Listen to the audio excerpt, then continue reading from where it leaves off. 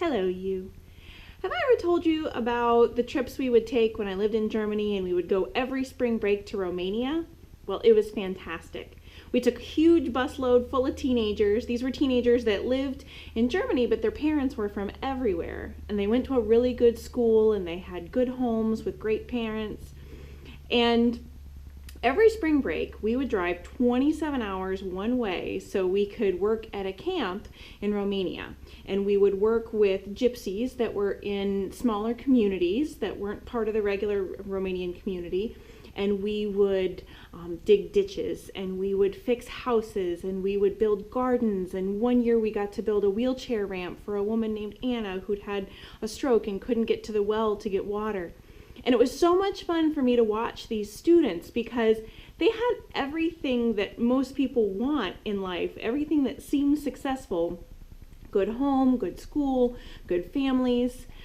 And yet they would love to get on the bus to go to a place where they might get 2 cold showers in a week. And we would eat food that was really good. Sometimes there were these dodgy orange hot dogs, but that's all right. And they would get dirty and messy, and they would get blisters, and they'd work hard in the cold and in the rain, and they loved it. They loved every minute of it. They'd count the minutes until we went. And I realized that one of the things that they loved about it was because they got to feel like they were making a difference. And I started thinking, making a difference is something that's important to us. All of us want to feel like the world's going to be a little bit different, a little bit better for us being here.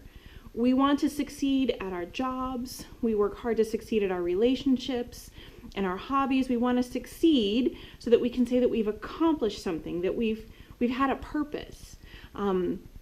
Even a lot of our favorite stories follow along this line. The whole idea of destiny, Bilbo Baggins and Harry Potter, and so many of our great stories that we love are about someone fulfilling their destiny, that they're meeting their purpose, that someone had said they were going to do something great and then they did. And I think we love it because we hope that inside of us that there's something that's going to do something great and that we'll do it. Another story that I read one time, it's called The Magus by John Fowles. And it's kind of an interesting story. It's very long, but it's very well written. And one of the parts of it that always sort of stuck with me is there's a man named Conscious, and he's telling a story. So he's telling the story of how he went to Norway, and he visited a friend, and the friend's cousin had sort of lost his mind, and they lived out in the woods near the fjords, and this was like in the 1930s. And he said that one night he heard something when he was sleeping, and so he woke up and he snuck outside and he looked and he could see across the lake that this cousin, this man who lost his mind, who was also blind, was standing, and he was just shouting in the moonlight. And he said, "Do you hear me, God? I am here." And he just kept shouting it in the moonlight over and over again, this blind, insane Norwegian shouting at night to the night sky. "Do you hear me? I am here." And it was cool because I read that bit of the book when I was in Vienna, and it was a cold, dreary October day, and I remember I had just finished a cup of coffee in a cafe, and I walked out, and I just sort of ducked into this little church that it had to be centuries old, and it was warm in there, and the candles were glowing, and it just made me feel like, is that not the cry of all of our hearts? In some way, do we do everything we do to say, "Do you hear me? I am here. I have a purpose. I'm making a difference. I'm doing something. I'm justifying my existence." I think we all do tend to lean towards purpose-based thinking. There's a psychologist named Dr. Deborah Kellerman, and she works up in Boston University, and she's done a lot of these psychological tests, and mostly with children between like 5 and 7 years old.